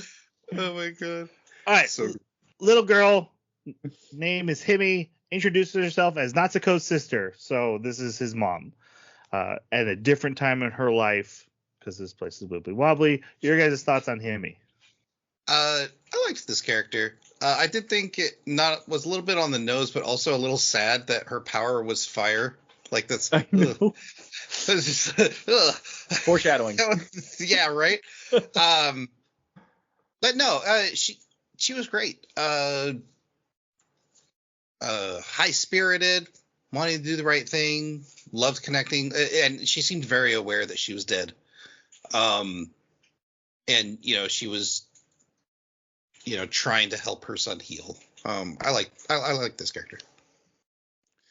It was interesting because at first I didn't get the impression that she was aware of it. I just got the impression that she was an innocent version of his mother, something that he would perhaps imagine but never have the opportunity to see. But then later, yeah, I totally agree. Like when she's giving him a hug and letting him go to his own world and everything, it was very clear there that he even tells her, you're going to die. Which is so weird because anybody who's told you're going to die under these circumstances, I imagine would be like, oh man, I want to try to avoid those circumstances, which may cause them to go into those circumstances. I mean, we know that, Luke, but not her. She's just that's all right. She'll forget. Oh, well, that's true. You do have a point there. Yeah, she knows she's going to forget, but she's okay because as long as that leads to Mahito being born, she's willing to make. She's making this choice like, yeah, fine, I'll go down that road because at least then I get you as a son. Mm-hmm. Yeah. Yeah. Which is freaking beautiful. Yeah. And I know you'll be okay with my sister. Mm-hmm. It was sweet. With your stepmom, man. Yes. Yeah. It is interesting because neither are keeping it a secret, but they're also not like talking about it because he's like, yeah, I'm here for my aunt stepmom, and she's like, that Natsuko's my sister, and he's like, yeah, my dad remarried Natsuko, and she's like, oh, okay, cool, and so it's almost like, are you not getting it? But right. At the end, they're like, the same thing. Yeah, at the end, they're like, yeah, we've clearly both figured this out, and it's fine. But yeah, I thought it was really beautiful, and also that she didn't become this major focus where he abandons Natsuko because, hey, I got my mom, I don't need you anymore. It was good. She works well.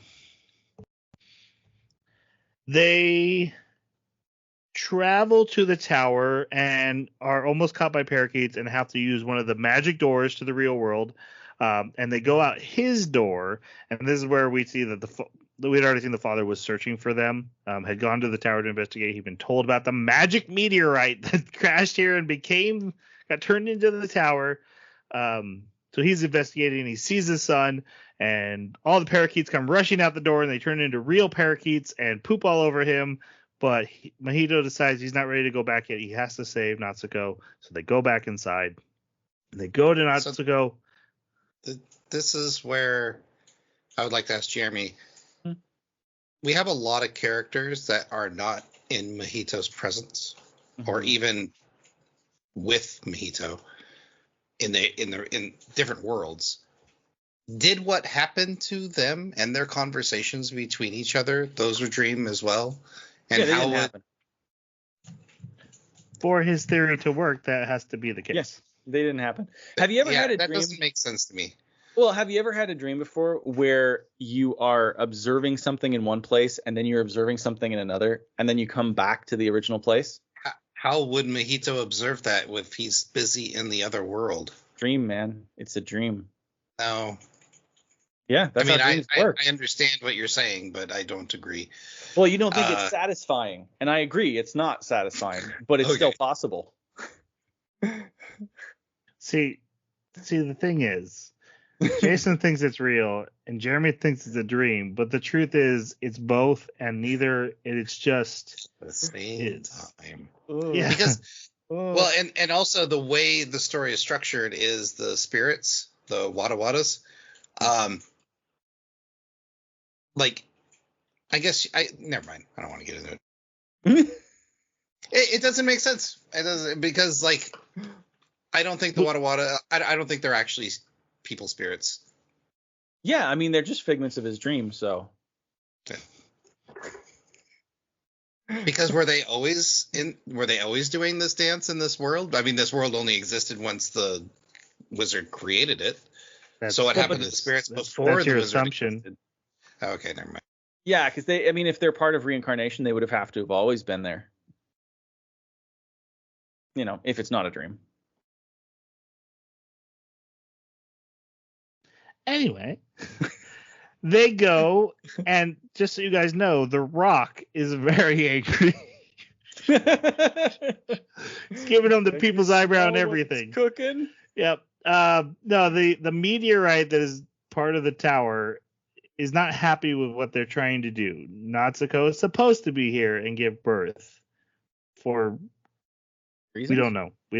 No, we just don't know. Mahito insists on going inside and waking her up and trying to get her to leave, and the whole room literally turns against them.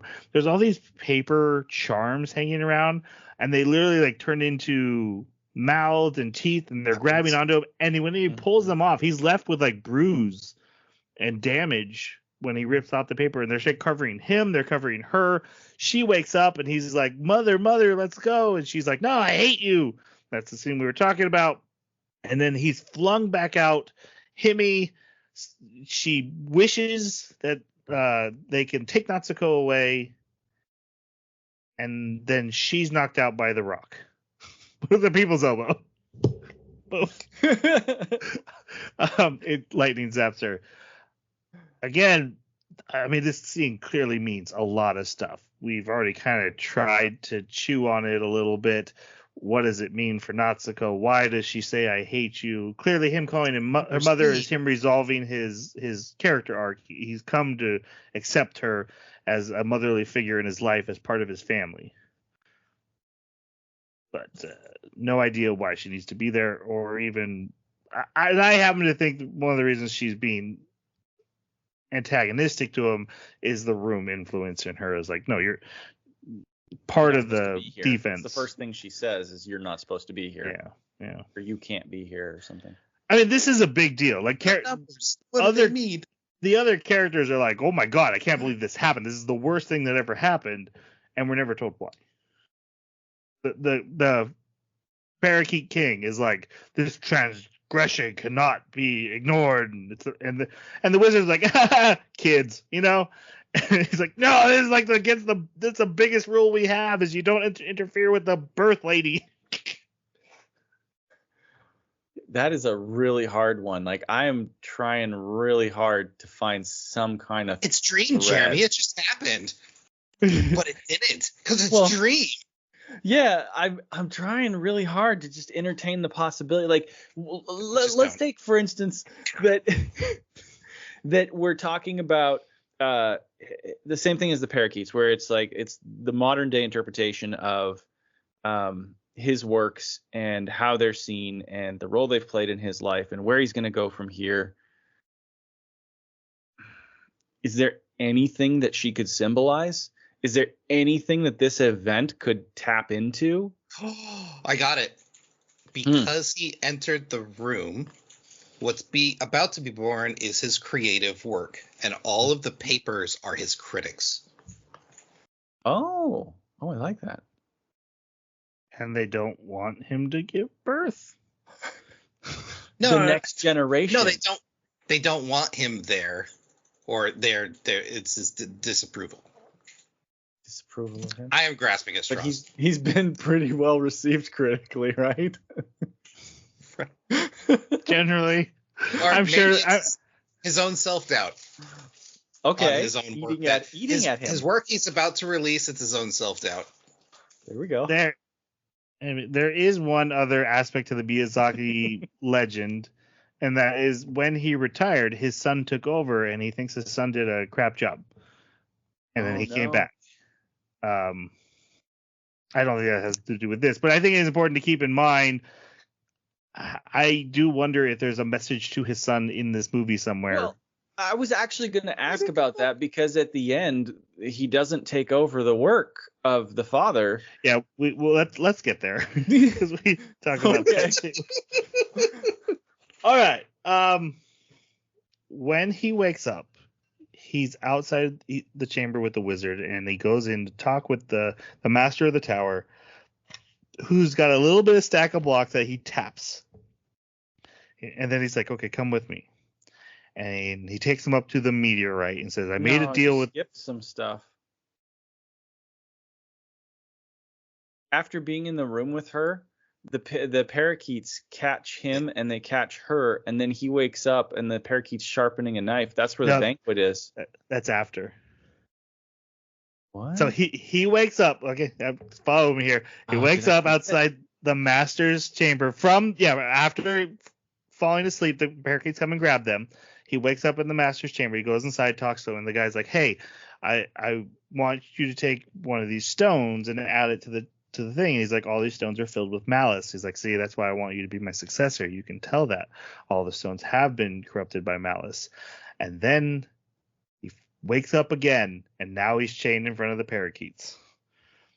That's dream logic for you.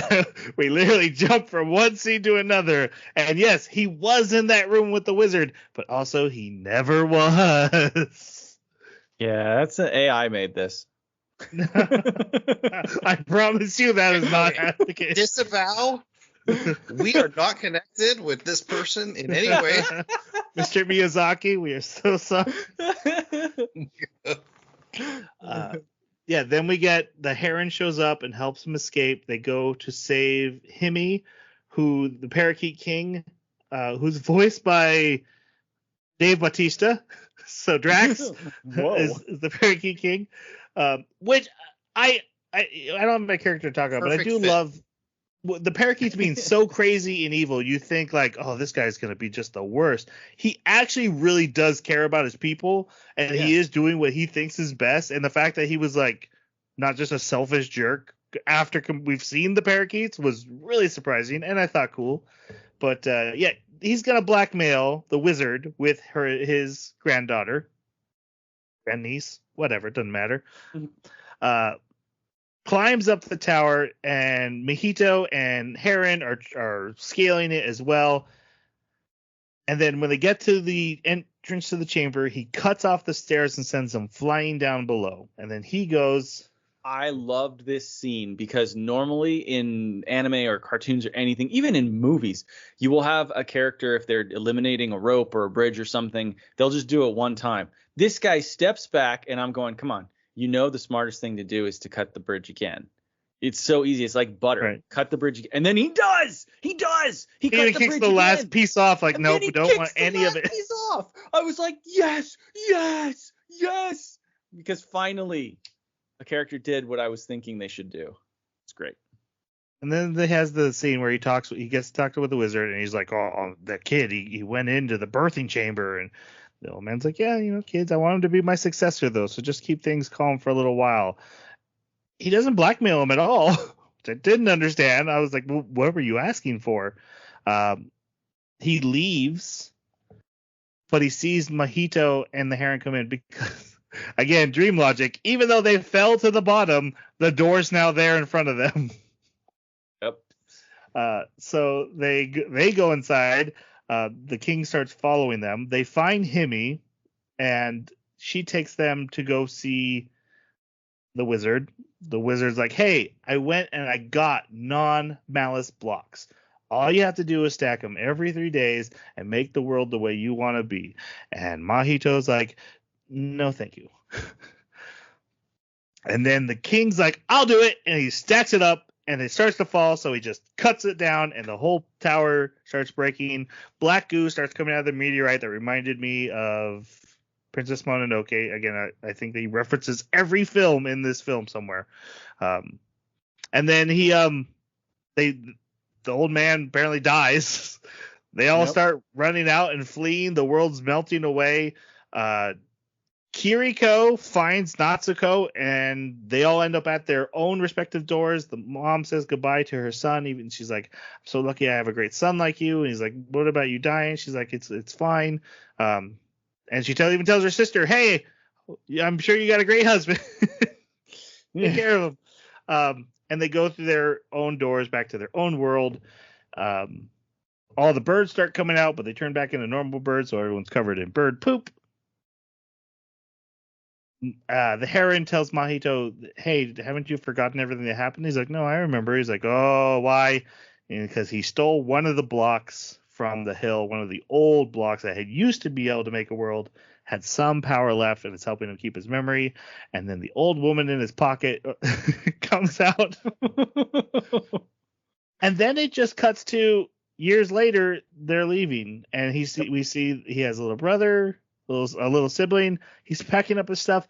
I watched this scene very carefully. He fiddles with something in his pocket, and we never actually see it. I'm assuming that's still the stone, but there's no confirmation that he remembers or anything, or even what's that different about it.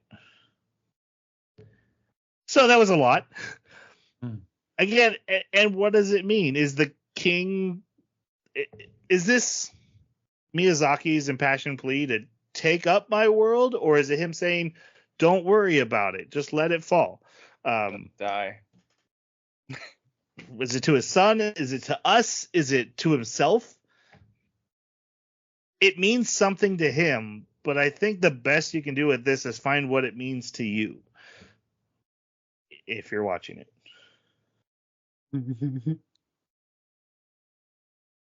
Your guys' thoughts on that? I like the thematics of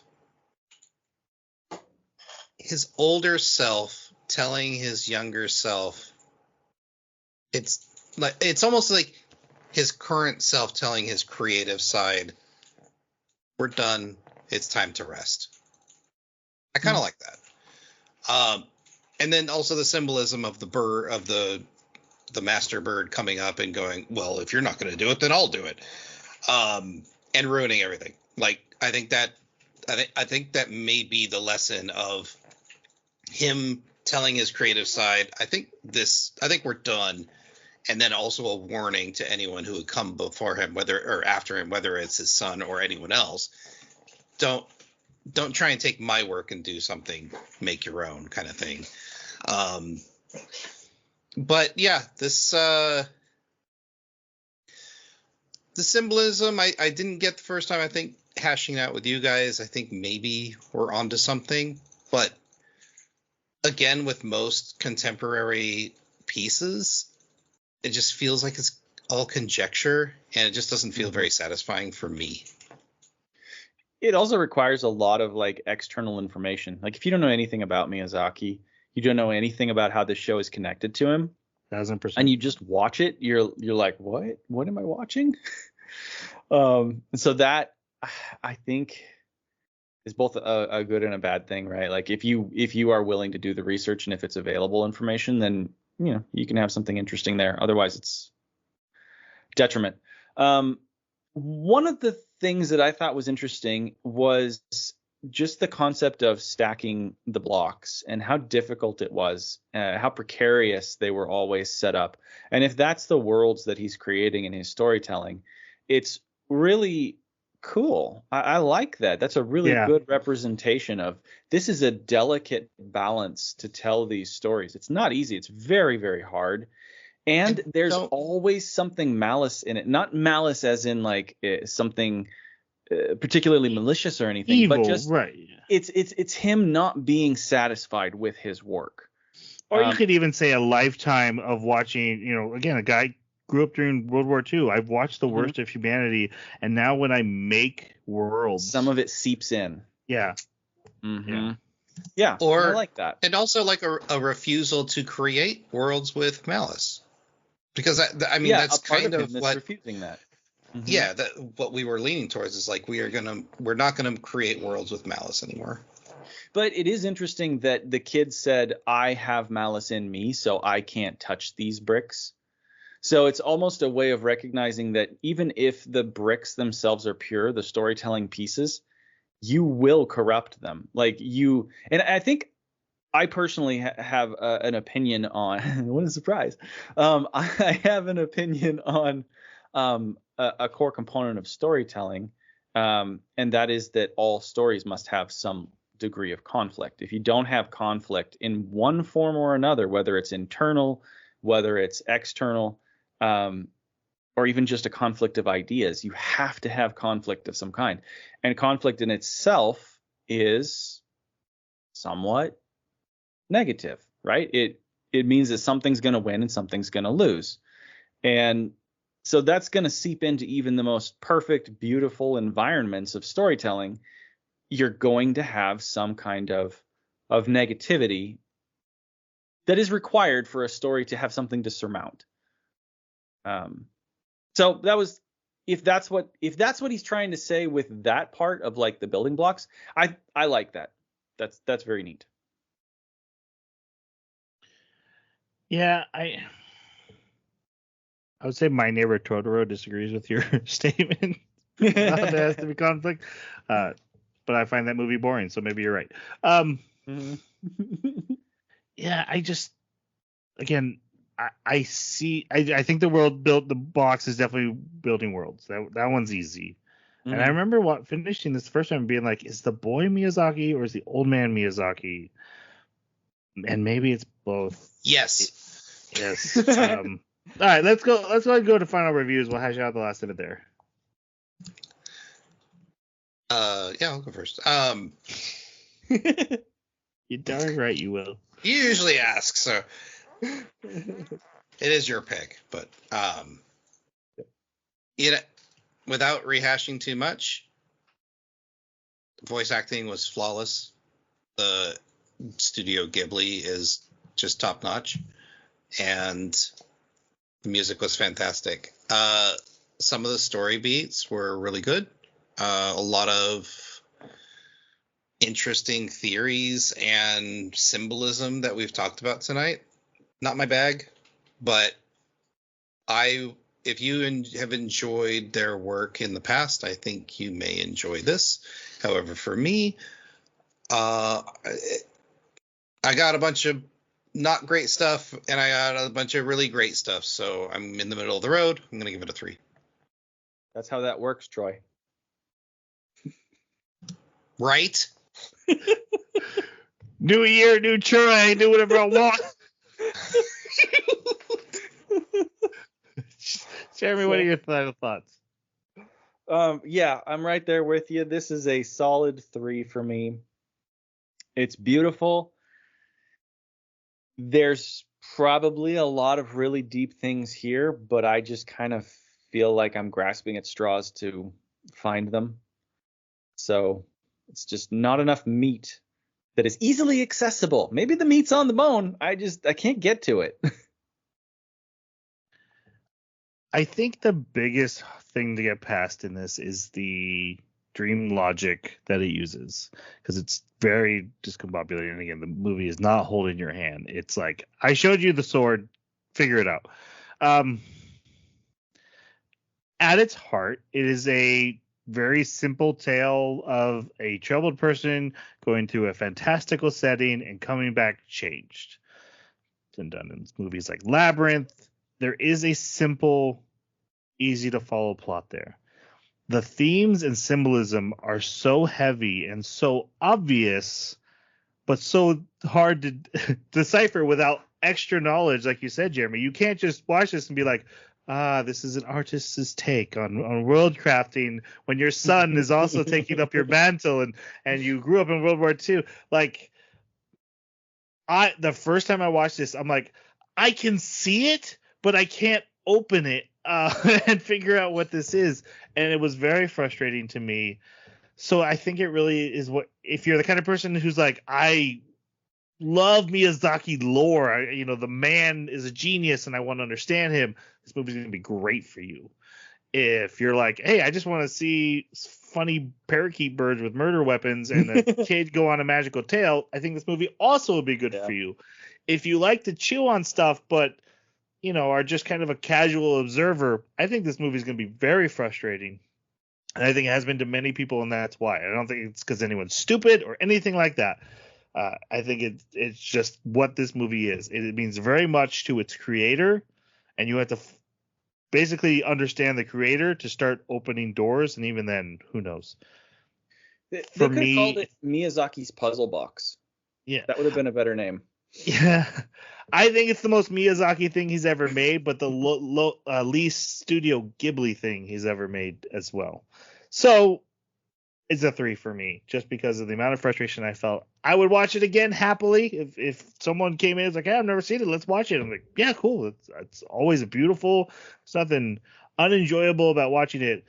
But I definitely was frustrated my first time and understand that feeling. So middle of the road, despite my high enjoyment of it. 3. Equal on both sides. Now, What would elevate this to a 4, maybe a 5, is if he had released some sort of press statement, like probably 3-4 weeks from now, and said, "Oh, by the way, this was all nonsense. It didn't mean anything." It would suddenly get better. It was a dream.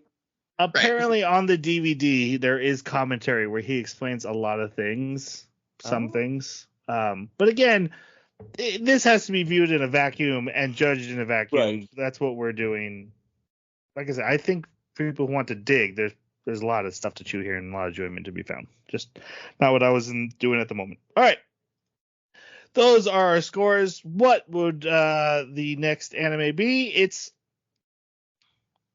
Darker Than Black. Darker Than Black. Episodes 1 through 12. I'm sorry. At the bottom of the show notes, it doesn't say that. I'm very confused. Anyway. No. Weird. But yeah, it is Darker Than Black. We figured it out. Episodes 1 through 12. Also, as tradition, it is a 25 episode anime, but because we are about tradition here, we're only doing the first core. So Because all the rules. Rest yourself. You said rules free. I will stick to that. You still only get one podcast episode. We have to get to ReZero and Dun and all these other animes. Yep. Or wait, people are yelling at us. Watch stuff. If we like it enough, maybe we could just do a mini-sode to finish up the series. Like we did with Cowboy Bebop. Didn't we do that with Cowboy Bebop? No. Oh. Well, I did. I finished watching Cowboy Bebop, you barbarian. I didn't finish it. I didn't either. Holy moly. No, Trigun. We did it once. Trigun. Yeah, Something we finished and we came back and talked about, but it was only the one. It doesn't matter. We had to go. If you have thoughts on The Boy and the Heron, also known as How Do You Live, please Also leave known them. as Miyazaki's Puzzle Box. Miyazaki's Puzzle Box. Come to our website, theanimebakaclub.com, and hit the contact us button. Tell us what you think. You can also find us on Twitter at Baka Podcast, or leave a comment wherever you found the podcast that has comments or ratings, and just leave something there with 5 stars and thumbs up and bells. And yeah. Happy New Year. New us. Happy New Year. Did we hit record? Let's say goodbye. No. Thanks for listening. Ghibli. Sayonara.